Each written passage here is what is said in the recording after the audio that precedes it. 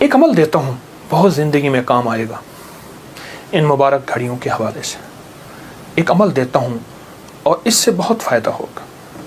وہ عمل یہ ہے کہ آپ 2 تسبیح سورۃ فاتحہ کی پڑھیں، اول آخر 3 دفعہ درود شریف، اور درست سورۃ فاتحہ کی 2 تسبیح پڑھ کے اور اس کا ہدیہ حضور کے گھرانے کو ہدیہ کریں.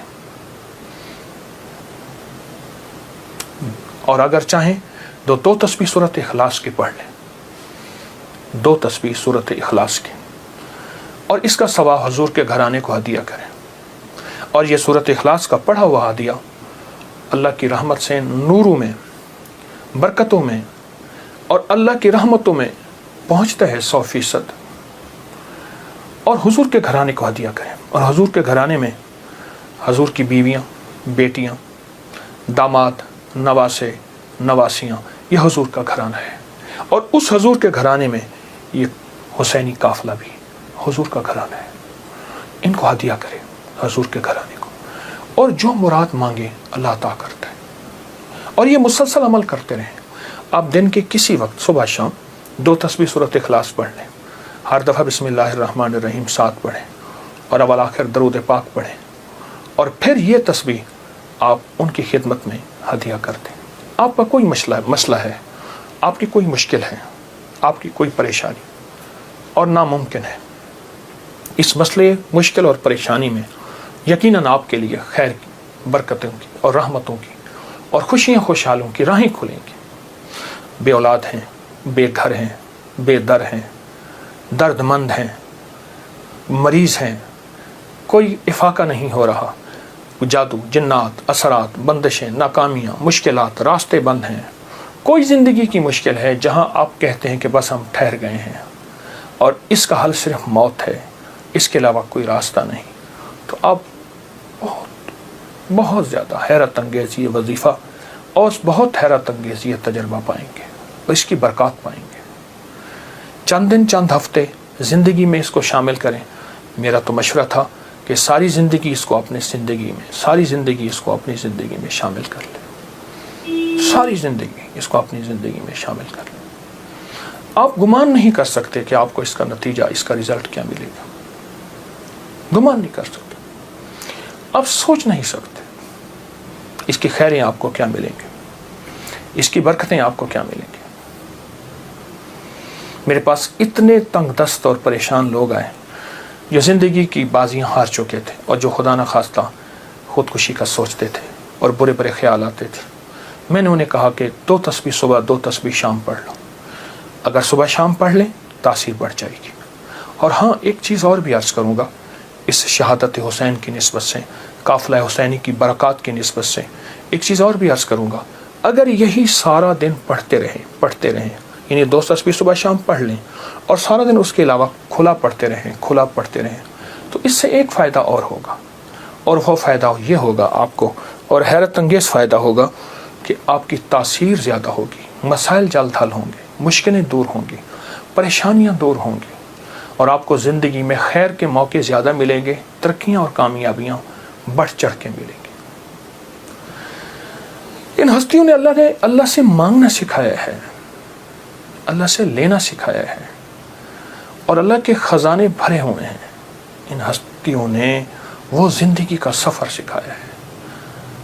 عاشورہ کا ڈھل جانا، صغرا کا وہ مر جانا، اصغر تیرے سینے میں برچھی کا اتر جانا، یہ کہانیاں سچی ہیں. یہ سبق دے کے انہوں نے اللہ کے ساتھ جڑنا سکھایا ہے، اللہ کے ساتھ جڑنا سکھایا ہے. اور وہ ایک پیغام دے کر گئے ہیں کہ خیال کرنا، گردش ایام جو بھی آئے، عروج ہو یا زوال ہو، موسم موافق ہو یا نہ موافق ہو، زندگی کے سفر میں اللہ کو نہیں چھوڑنا، اور اس کے راستے نہیں چھوڑنے، اور اس کی سچی راہیں نہیں چھوڑنی، اور وہ سچی منزل نہیں چھوڑنی. روایات میں آتا ہے کہ جس دن واقعہ کربلا ہوا ہے اس دن 3 گھنٹے دعا مانگی حضرت امام حسین نے. 3 گھنٹے دعا مانگی. کس سے مانگی؟ کس سے مانگا؟ کس کو چاہا؟ مانگنا ہے، رونا ہے، گڑ گڑانا ہے. ایک نفل بتاتا ہوں، وہ بہت کمال نفل ہیں. یہ نفل پڑھنے ہیں 9 محرم کی شام کو، اور پھر پڑھنے ہیں 10 محرم کی شام کو۔ 9 محرم کی شام کو مغرب کے بعد رات تک جب آپ کو سہولت ہو، اور 10 محرم کی شام کو مغرب کے بعد رات تک جب آپ کو سہولت ہو۔ 2 رکعت نماز نفل، جس کی پہلی رکعت میں سورۃ الکافرون 11 دفعہ اور دوسری رکعت میں سورۃ اخلاص 11 بار، یہ آپ نے پڑھنا ہے۔ اور پھر اس کے بعد ایک لفظ پڑھنا ہے، یا شہید ہو، یا شہید ہو، یہ 313 بار پڑھنا ہے اور گڑ گڑا کے پڑھنا ہے۔ اور اب تک جتنے بھی شہید ہوئے اللہ کی محبت میں، انبیاء جتنے بھی شہید ہوئے، انبیاء شہید ہوئے، اور اہل البیت، اصحاب رسول، اور خاص طور پہ قافلہ حسین، ان کی شہادتوں اور اللہ کے ہاں ان کی مقبولیت، محبوبیت، اور اللہ کے ہاں ان کی مقبولیت کو سامنے رکھ کے اور اپنے مسائل کا تصور کرنا ہے۔ یہ نفل ان لوگوں کے لیے ہیں، یہ نفل ان لوگوں کے لیے ہیں جو کسی ایسی بیماری میں مبتلا ہیں جس کا تعلق خون سے ہے، دل سے ہے، جگر سے ہے، ان 3 چیزوں سے ہے۔ جگر کی بیماریوں میں سارا ہیپیٹائٹس آ جاتا ہے، سارا یرکان آ جاتا ہے، سارا خون کی کمی، خون کا بننا آ جاتا ہے، اور دل کی بیماریوں میں سارے وساوس، ساری ٹینشن، ساری انزائٹی، سارا اسٹریس، سارا ذہنی کھچاؤ، تناؤ، دباؤ، اور ساری نیند کی کمی، اور دل گھٹا رہنا، ہر وقت پریشان رہنا، یا پھر دل کی بیماریوں میں ہائی بلڈ پریشر ہے، اور پھر اس کے علاوہ دل کے اور بیماری ہیں کہ اسٹینٹ ڈلنے کی ضرورت ہے، بائی پاس کی ضرورت ہے، فلاں فلاں، یہ ساری دل کی بیماریاں۔ اور خون کی بیماریوں میں جلدی بیماریاں، سکن کی بیماریاں، خون گاڑھا ہے، کولیسٹرول ہے، یوریا ہے، اس میں یورک ایسڈ ہے، یہ میں سمجھتا ہوں کہ جسم کی بیماریاں ہی یہی ہیں جتنے میں نے تذکرے کیے ہیں۔ یا شہیدو پڑھیں گے اور ڈوب کے پڑھیں گے 313 دفعہ، سال میں 2 دن ہے سارے۔ اولیاء سے یہ بات ثابت ہے، جو عمل بتاتا ہوں میرے عمل کے ساتھ سند ہوتی ہے، حوالے ہوتے ہیں۔ کوشش ہے، دعویٰ نہیں کرتا کہ میرے ہر عمل کے ساتھ سند ہو، ثبوت ہوں، حوالے ہوں، بغیر حوالوں کے نہیں۔ تو یہ بڑی بڑی اولیاء ہستیوں سے ثابت ہے، اور صدیوں سے یہ سعادت چلی آ رہی ہے۔ اگر آپ یہ عمل کر لیں تو اس عمل سے بہت حیرت انگیز رزلٹ، نتیجے، خیریں اور برکتیں ملیں گی۔ بس صرف 2 دن کا عمل ہے، اور میرا تو مشورہ ہے اس عمل کو پھیلائیں۔ 2 نفل، پہلی رکعت میں سورۃ الکافرون، دوسری میں اخلاص، سلام کے بعد اول آخر 3 دفعہ درود شریف، اور 313 دفعہ یا شہید۔ اب میری طرف توجہ سے دیکھیں کہ یا شہید پڑھنا کیسے ہے۔ ہر دانے کے اوپر ڈوب کے پڑھنا ہے، گڑ گڑا کے پڑھنا ہے، یا شہید ہو۔ اور انبیاء کی شہادت، سارے انبیاء کی شہادت، اور میرے حضور کے صحابہ کے غزوات کی شہادتیں، جتنے غزوات ہوئے ان سب کی شہادتیں، اور آل رسول کی شہادتیں، اور اس کے بعد جتنے بھی اولیاء، صلحاء، اور جتنے بھی اللہ کی راہوں میں شہید ہونے والے، ان کی شہادتیں۔ فرمایا قیامت کا دن ہوگا، شہید کے ہاتھ پہ اس کا سر ہوگا، اور اس سے خون ٹپک رہا ہوگا، اور اللہ جل شانہ پوچھیں گے میرے بندے تو کیا لایا؟ تو وہ سر کی اوپر جو زبان ہوگی وہ بولے گی کہ یا اللہ یہ قربانی لایا ہوں، اور تیری راہوں کے اوپر اور تیرے راستوں میں میری زندگی میں سب سے قیمتی چیز میری جان تھی، میں نے تیری راہوں میں دے دی۔ اللہ فرمائیں گے فرشتوں کیا تم گواہ ہو؟ میں ہاں یا اللہ ہم گواہ ہیں۔ فرمایا تم سچ کہتے ہو، لے جاؤ، اور جنت کے سارے دروازے پکاریں گے آپ ہماری طرف آئیں، آپ ہمارے پاس آئیں، اور فرمایا وہ مہکتے چہکتے جنت میں داخل ہوں گے۔ شہداء کی اللہ کے ہاں بہت قیمت ہے، شہداء کی قیمت ہے۔ تو آپ جب یہ عمل کریں گے، اس عمل کے ساتھ ایک حیرت انگیز برکتیں ان کی مل جائیں گی، سعادتیں مل جائیں گی۔ اور میں بعض شہداء ایسے ہیں جو قیامت کے دن اکیلے نہیں جائیں گے، وہ ساتھ لے کے جائیں گے۔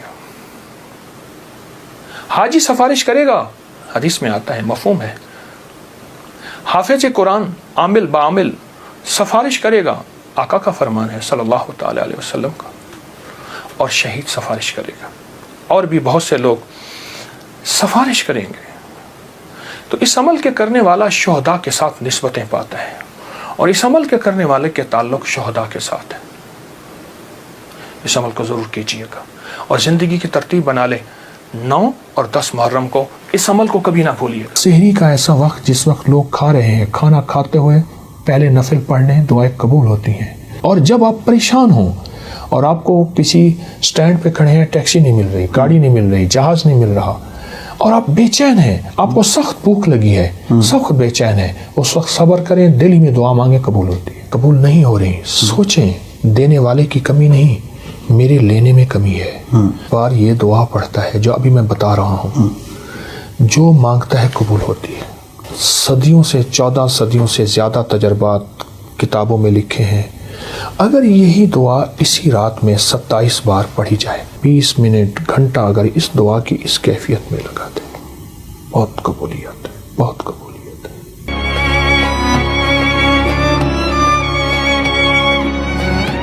اذان کے بعد دعا قبول ہوتی ہے. اذان اور اقامت کے درمیان جو وقت ہے، اذان اور اقامت کے درمیان جو وقت ہے، یعنی اقامت سے مراد اذان ہوئی، جماعت کھڑی ہوئی، اس وقت جو دعا کو قبول ہوتی ہے. اقامت جب ہو ہوتی ہے اور اس وقت قد قامت الصلاۃ، قد قامت الصلاۃ پڑھیں، دل ہی دل میں مانگیں، دعائیں قبول ہوتی ہیں. فرض نماز کے بعد دعا قبول ہوتی ہے. سحری کا ایسا وقت جس وقت لوگ کھا رہے ہیں، کھانا کھاتے ہوئے پہلے نفل پڑھ لیں، دعائیں قبول ہوتی ہیں. اور افطاری کے وقت ایک دعاؤں قبول ہوتی ہیں، لیکن عمل بھی بتاؤں گا. سورۃ مائدہ کی ایک آیت ہے، اللہم ربنا انزل علینا مائدۃ من السماء تکون لنا عیدا لاولنا وآخرنا وآیۃ منک وارزقنا وانت خیر الرازقین.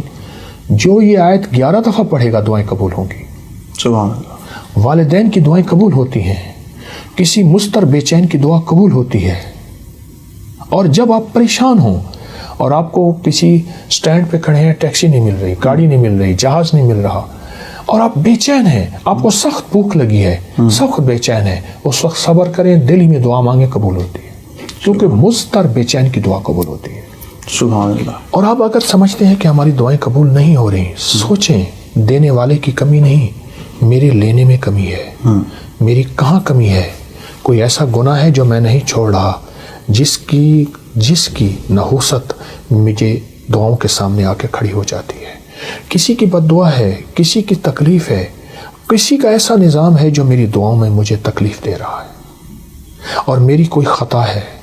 اس لیے فرمایا، میرے حضور فرماتے تھے، میں 70 بار روزانہ استغفار کرتا ہوں. معصوم پاک نبی وہ کہتے ہیں میں توبہ کرتا ہوں.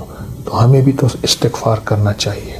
اے اللہ میری گزشتہ زندگی، اے اللہ میری پہلی زندگی، اے اللہ کیا پتہ میری کوئی دادا پردادا میں ایسا آیا تھا جس نے کسی کو ذلیل کیا، تنگ کیا، مال کھایا، اس کا رزق کھایا، اور اس کی جھولیاں اٹھا کے آہیں تھیں اور وہ آہیں میرا پیچھا کر رہی ہیں. اے اللہ میں تو وہ ساری توبہ مانگتا ہوں، ساری توبہ کرتا ہوں، سارا استغفار کرتا ہوں. یہ چیزیں ہیں، جب بندہ یہ کرتا ہے پھر دعائیں قبولیت کی سامنے آنکھوں سے دیکھتا ہے.